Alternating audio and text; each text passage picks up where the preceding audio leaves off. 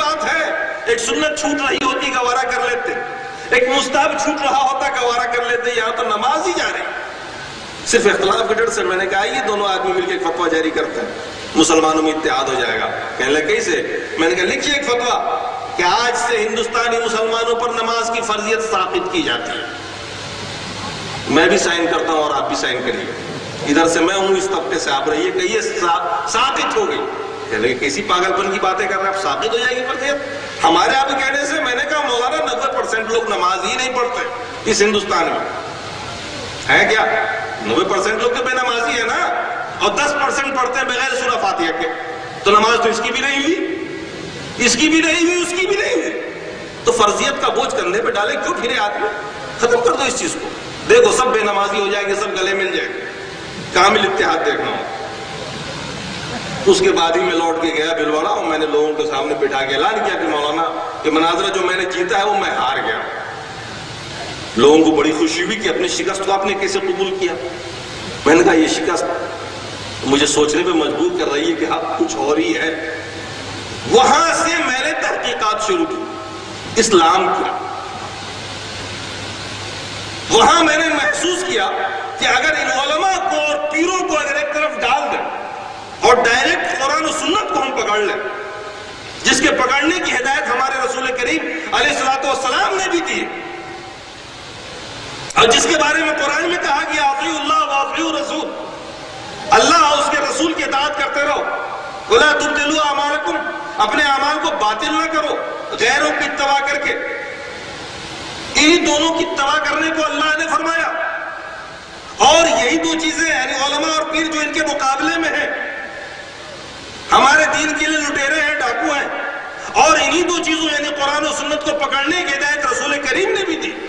تو کیوں نہ ہم دین کو سمجھیں اور ان دو طریقوں سے سمجھیں؟ ہم اسی گو مگو میں تھے،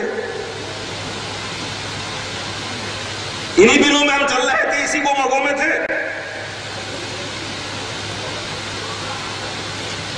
عقیدہ وہی تھا، اصلاح تھوڑا بہت کر رہے تھے، لیکن ہم یہ نہیں سمجھ پاتے تھے کہ علماء اہل حدیث اگر ایک موقف میں صحیح تو سارے مسائل میں صحیح ہو جائے۔ ہم سمجھتے تھے گستاخ رسول تو ہے، چلو ایک مسئلے میں صحیح ہے، باقی میں تو وہی ہوں گے، کیونکہ ذہن میں تو وہی بٹھایا گیا تھا بچپنے سے، یہاں تک دماغ میں تھا، یہ بٹھایا گیا تھا بچپنے میں، کہا گیا تھا کسی وہابی کو اگر ایک چماٹا مار لو 2 رکعت نفل کا ثواب۔ نفرت اتنی دماغ میں بٹھائی گئی کبھی دیکھا ہی نہیں، ملا ہی نہیں، ان سے مصافحہ کر لو نکاح ٹوٹ جائے گا، اپنا نکاح بچاؤں یا آپ کے صحبت میں بیٹھوں۔ ایسی رکاوٹیں کھڑی کر دی گئی کہ نہیں یہ حق قریب جائے گا تو حق کو جانے گا۔ میں کہتا ہوں آج میں بھی اگر علماء اس رکاوٹ کو دور کر دیں اور کہہ دیں کہ سب لوگ سب سے مل سکتے ہیں، سب لوگ سب کے پاس بیٹھ سکتے ہیں، تو یقین جانیے علماء کو اتنی محنت نہیں کرنی پڑے گی آپ کا حق پہنچانے۔ ماشاءاللہ میں نے یہ پایا ہے کہ علماء اہل حدیث میں عوام اتنے قابل ہے جتنے قابل ادھر علماء نہیں ہیں۔ یہ کچھ تو ہے جو آپ کے پاس ہے، اگرچہ یہ نوجوان طبقہ قرآن و سنت سے دور ہو کر کے آؤٹ ہوتی جا رہی ہے، پرانے لوگ تو ماشاءاللہ اتنا جانکار ہیں، اتنے جانکار ہیں کہ محسوس کرتا ہوں ان کو دیکھ کر۔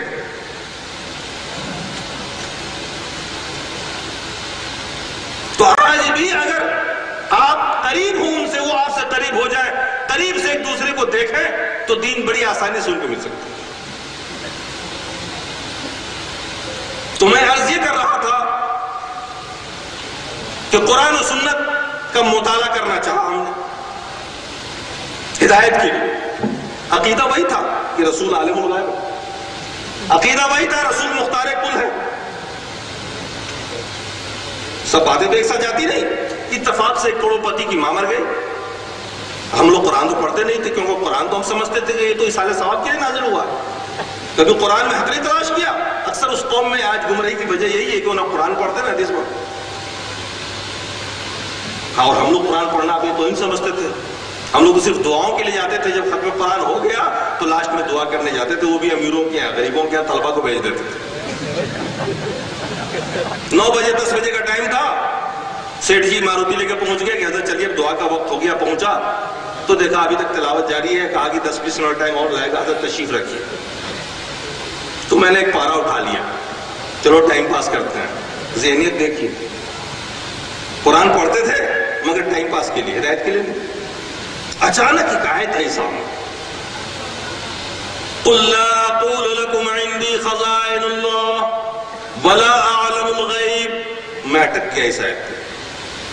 اللہ فرما رہا ہے اپنے رسول سے کہ رسول تمہیں اعلان کر دو میرے پاس اللہ کے خزانے نہیں ہیں، نہ میں عالم الغیب ہوں۔ قرآن کیا ہے؟ اللہ اپنے رسول کے ذریعے اعلان فرما رہا ہے رسول آپ اعلان کر دو میں مختار کل نہیں ہوں، نہ میں غیب کا جاننے والا ہوں۔ اب زندگی بھر تو ہمارا عقیدہ کچھ اور تھا، قرآن کی ایک ہی آیت نے ہمیں مجروح کر دیا، ہم اس کے آگے بڑھ نہیں سکے۔ یا اللہ یہ کیا ماجرا ہے، عقیدہ ہمارا کچھ اور ہے۔ میں نے اپنے مدرسین کو بلایا، بیٹھایا، میں نے کہا دیکھو یہ کون سی آیت ہے، کیا